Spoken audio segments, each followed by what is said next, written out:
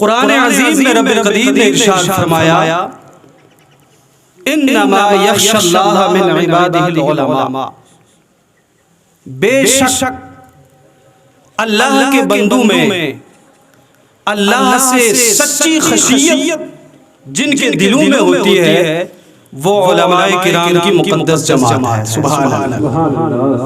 میں عوام کی تھوڑی سی توجہ چاہتا ہوں، میں زیادہ ٹائم نہیں لوں گا، اس لیے کہ یہ میری سعادت مندی ہے کہ زندگی میں پہلی مرتبہ حضرت کے عرص پاک میں مجھے بھی سعادت نصیب ہوئی ہے۔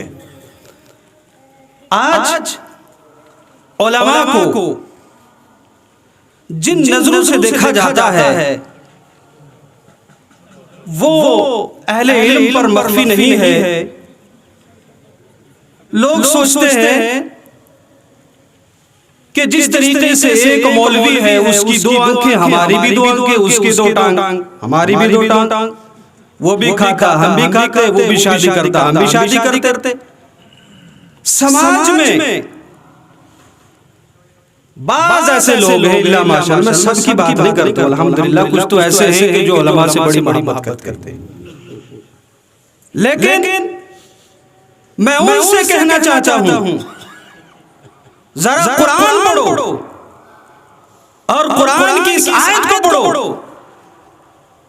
قرآن کہتا ہے انما یخشی اللہ من عبادہ العلماء۔ اچھی طرح سبحان اللہ چھوڑو۔ اللہ کے بندوں میں اللہ سے سچے ڈرنے والے اگر کوئی ہیں تو وہ علماء کی جماعت ہے۔ بالفاظ دیگر یوں کہیے کہ اللہ کی کما حق و عبادت کرنے والے صرف علماء ہی ہیں۔ اور دوسرے مقام پر اللہ کا قرآن ارشاد فرماتا ہے قُلْ هَلْ يَسْتَوِي الَّذِينَ يَعْلَمُونَ وَالَّذِينَ لَا يَعْلَمُونَ۔ سبحان اللہ چھوڑو، سبحان اللہ کی آپ کو بہت بڑا سوچو۔ اے حبیب اعلان کر دو، آپ ارشاد فرما دیجئے لوگوں سے۔ کیا ارشاد فرمائیے؟ بزرگوں توجہ میری طرف رکھو۔ وہ لوگ جو علماء کو اپنے مثل سمجھتے ہیں، کہتے ہیں جس طریقے سے وہ اسی طریقے سے ہم۔ اللہ کے مقدس قرآن نے ارشاد فرمایا اے حبیب اعلان کر دو، کیا جاننے والے اور نہ جاننے والے برابر ہو سکتے ہیں؟ یعنی لا یستوی الذین یعلمون والذین لا یعلمون، یعنی جو جاننے والے ہیں اور جو جاننے والے ہیں آپس میں برابر بولو نہیں ہو سکتے۔ جب قرآن نے اعلان کر دیا کہ علماء کے مقابل غیر علماء نہیں ہو سکتے، ان کے برابر نہیں ہو سکتے، تو ہمیں علماء کو ان کی حیثیت کے مطابق ان کی عزت کرنی ہے۔ بولیے انشاءاللہ۔ آج کے اس سے قائد ملت سے آپ نے ایک ذہن لے کر کے جانا ہے اور حدیث پاک پر عمل کرنا ہے۔ اللہ کے حبیب علیہ السلام نے ارشاد فرمایا سارے کے سارے عالم دین بن جاؤ، اگر عالم دین نہیں بن سکے، اللہ نے توفیق نہیں دی، تو پھر علماء سے محبت رکھنے والے بن جاؤ۔ اگر محبت رکھنے والا نہیں بن سکتے ہو تو فرمایا علماء کی باتیں سننے والے بن جاؤ یا متعلم بن جاؤ۔ چار باتیں فرمائی، عالم دین بن جاؤ یا متعلم بن جاؤ، طالب علم بن جاؤ۔ طالب علم سے مراد نہیں کہ قاری انوار صاحب کے مدرسے میں آپ نے داخلہ لیا اور 4-5 سال لگائے تو اس کے بعد آپ جو عالم بن گئے، مولوی بن گئے، نہیں۔ طالب علم سے مراد یہ ہے کہ ہر عالم جہاں تقریر کرے تو علم دین سیکھنے کی غرض سے اس محفل میں بیٹھ جاؤ تو آپ کا شمار متعلمین میں کیا جائے گا۔ اگر طالب علم بھی نہیں بن سکتے ہو تو عالم دین کی بات سننے والا بن جاؤ۔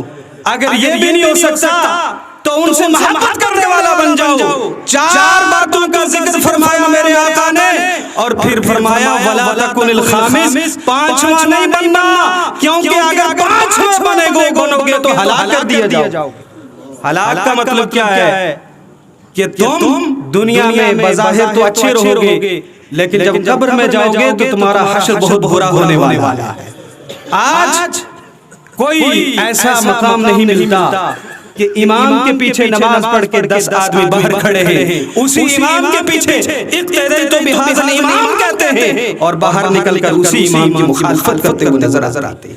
کیا اس حدیث پر عمل کرتے ہیں؟ ہرگز نہیں کرتے ہیں۔ یہی راہ ہمیں دکھائی تھی حضور قائد ملت نے آج سے پہلے، اور آپ نے کسی بھی عالم کو کسی کے خلاف بولتے ہوئے گوارا نہ سمجھا، اور آج ان کی قبر پر کروڑوں سلام ہوں، اللہ رب العزت کی رحمتیں نازل ہوں کہ آپ نے ہمیں وہ درس دیا ہے خدا کی قسم کہ ان کی زندگی کو پڑھیں گے تو ہمارے لیے یہ نمونہ عمل ہے۔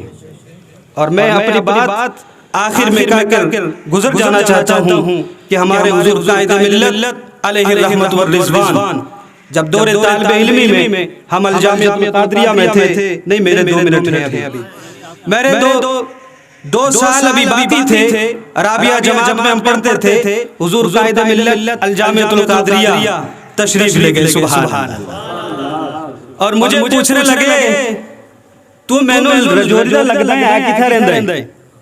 سبحان اللہ۔ میں نے کہا حضور میں ساج رہتا ہوں۔ آپ نے فرمایا، ہمارے پرنسپل صاحب تھے کہ ہمارا ساج اور فتح پور یوں ہے۔ اس کے بعد حضرت نے مجھے کچھ حکم فرمایا، وضو وغیرہ کروایا۔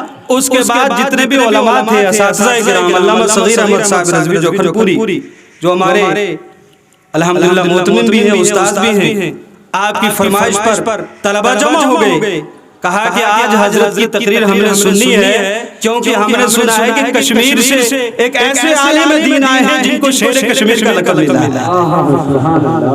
اور اس کے بعد کیا میں آپ کو بتاؤں، جب علماء اور اساتذہ وہاں پر آپ کو پتہ کتنے قابل علماء ہیں، حضرت بیٹھے تھے، جب علامہ صغیر احمد صاحب نے ان کا اعلان کیا تو جتنے طلبہ دور تھے وہ سارے قریب آ گئے۔ یہ محبت تھی۔ جب قریب آئے تو میں بھی سوچنے لگا حضرت کون سی تقریر کریں گے، خدا کی قسم میرا خدا گواہ ہے، اور حضرت بھی اپنی قبر میں مچل رہے ہوں گے کہ جب حضرت نے تقریر شروع کی اردو میں نہیں بلکہ عربی زبان میں شروع کر دی۔ عربی زبان میں تقریر کی، فصیح عربی میں تقریر کی، علماء بھی ششتر و حرار رہ گئے۔ کیا کشمیر میں بھی ایسے علماء موجود ہیں جو اتنی فصیح عربی بولتے ہیں؟ اور یہ علماء جانتے ہیں کہ وہ علماء جو درس نظامی پڑھ کر آتے ہیں اور کچھ سال تک اگر ان کا تعلق کتابوں سے ختم ہو جائے تو وہ عربی سے بڑی دور رہتے ہیں، اور عربی میں تقریر کرنا ان کے لیے محال تو نہیں لیکن مشکل ضرور ہوتا ہے۔ لیکن الحمدللہ یہ حضرت کی کرامت تھی، اتنی فصیح عربی بول رہے تھے گویا کہ ہر دن یہ درس قرآن اور درس حدیث دیا کر رہے ہیں۔